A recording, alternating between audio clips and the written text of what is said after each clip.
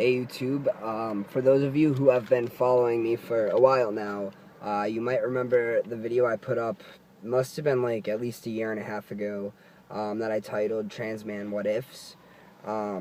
It was about basically all the anxieties that I had that were transition related, and I got a lot of good feedback, a lot of people agreeing with me, telling me that they feel the same exact way, and they fear the same things. So I decided to make a follow-up video because in the amount of time that it's been, I have had a lot of those fears answered and taken away. So I just wanted to make a follow-up to comfort the people who aren't quite where I'm at yet, who still have those fears, just to show you that it does get better. So I'm just going to go in order for all the things that I had said in that video and just answer them. The first thing that I said is what happens if I'm making the wrong decision. This answer is going to be personal to everybody, but for me, I know 100% that it has been the right decision.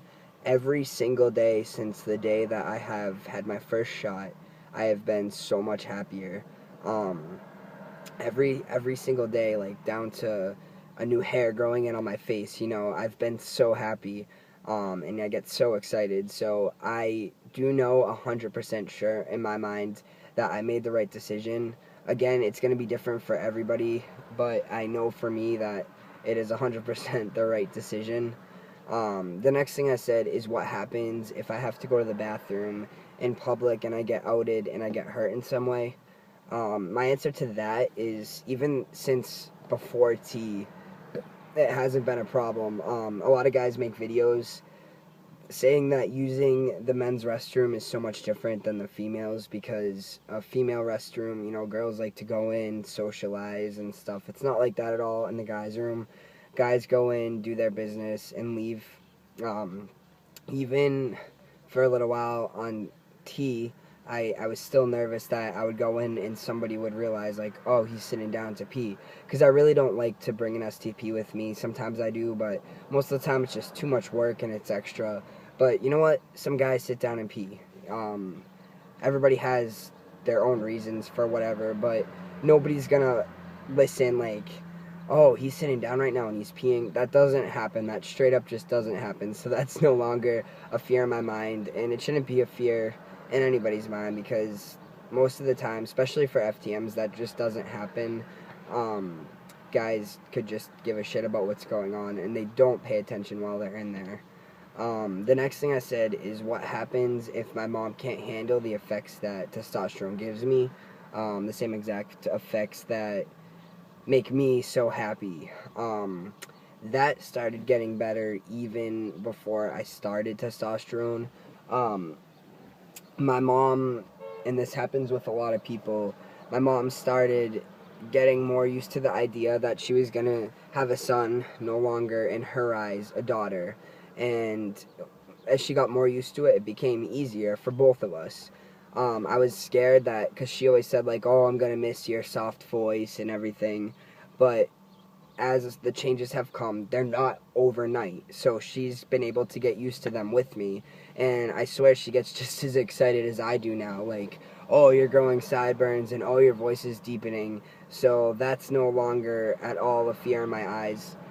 And I feel like for a lot of people, this isn't everybody, but a lot of people, your parents will accept you for you. It takes time. When you first come out, that's something that you've known your whole life, or for years. So it's brand new to them, and they need to get used to it, just like you had to get used to it in your head. And for the most part, I'd say 98% of the time, your parents are going to love you for you, and they'll get used to it in the time that they need to get used to it. The next fear I had was, what if I'm alone forever? Right now, I don't even want to be in a relationship. Like, I want to put me first, because I've never done that, and I have things that I need to get done to make me happy. So right now, I don't even care about that.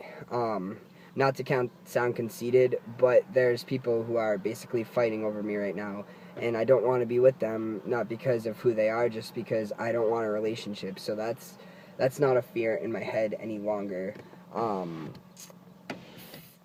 I also believe that there's somebody for everybody. I'm living proof that there are people out there that can like or love a trans man, so that is no longer a problem.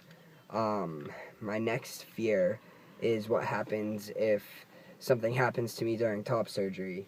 I have not had top surgery yet, but I'm a huge hypochondriac. Like, the littlest cut, I'll start worrying about if it gets infected. When it comes to top surgery, that is not a question in my mind that I'm going for it. I'd rather put aside all the fears that I have about it than fear waking up the rest of my life having the chest that I have. So it's still there as a fear, but I'm not nearly as scared as I was before because I know it's something I need to get done, and it's a fear that I can just put aside and not have to worry about. And I will get top surgery the day that I am scheduled for it. Like, I am not scared whatsoever because it's something that needs to get done. My next question is, what happens if I lose my family? Personally, for me, I have not lost one person in my family. If anything, I've grown closer to my family because I've been more myself, and I don't push people away like I used to because I'm happier now and more comfortable in my skin. I can be myself, so that is not a fear anymore. Sorry. My belief is that if somebody wasn't going to accept you for you, then they don't love you the way they should anyway. And yeah, sometimes it's hard, but they don't need to be in your life. That's how I feel anyway. My next question was, what happens if it puts me into a financial debt forever? And that's not a problem at all. The clinic that I go to is actually one of the top clinics for trans people in the United States. They do a great job working with insurance companies. I pay $60 every 6 months for my hormones, so that's basically $10 a month, and they work with, your insurance companies. I know we need hormones, but they work with it to make it look like we really do need it, so we don't need to pay out of pocket. They even actually work with getting your histo for free, so financially that's not a problem at all for me, so I'm very thankful for that. My next fear was, what if I lose all my friends? That kind of goes along with what if I lose my family. It's the same exact thing. Like, I am so much more myself and so much more outgoing than I ever was, that if anything, I have more friends now. And I feel like that's like that for a lot of people. I used to, if I hung out with people, I was like quiet the whole time. Anytime we were in public, I didn't even like to talk because I felt like that outed me. It was hard for me to go pay for something at a cash register just because I was so dysphoric about everything. Now I love, going into public and hanging out with people and introducing myself and making new friends. So that fear is also completely wiped away. The next thing I said in the video was, what happens if I never lose my fear of needles and can't do my shot for the rest of my life? That fear went away by my second doctor's appointment. My first shot, the doctor did for me, and they wanted to show me how to do it. My second shot, they asked if I wanted to do it, and I said yes. And I stuck the needle right in, and she's like, wow, you didn't even hesitate. We don't see that too often. My third appointment, they wanted me to do it in front of them again, so I did it. And then I started doing them on my own. My very first shot, I was kind of scared because I was all alone, and obviously there's no supervision, so it's a little bit different. But I did it, and I can still do it. For the few out there who never will get over a needle fear, there's other options, there's the cream and the gel.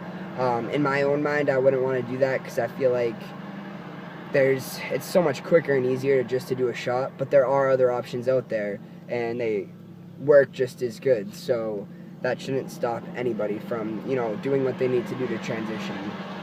The last thing that I said was, what happens if when I get older there's nobody to take care of me? If there's this much support that I have right now, I'm really not worried about who's going to take care of me in the future. There's plenty of people out there that are open-minded in the clinic I go to, so I'm really not worried about that at all.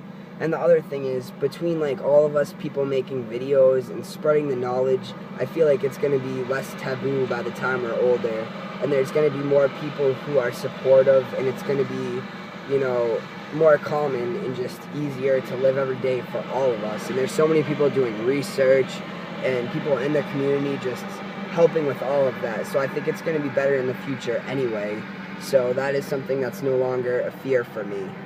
So that was everything that I had said in the video, and just overall, waking up every day just gets easier and easier, and I have none of those fears anymore, and it's just so much better. So I wanted to make this video, like I said, just to comfort the people out there who still have those fears, and just let you know that it does get easier and it does get better.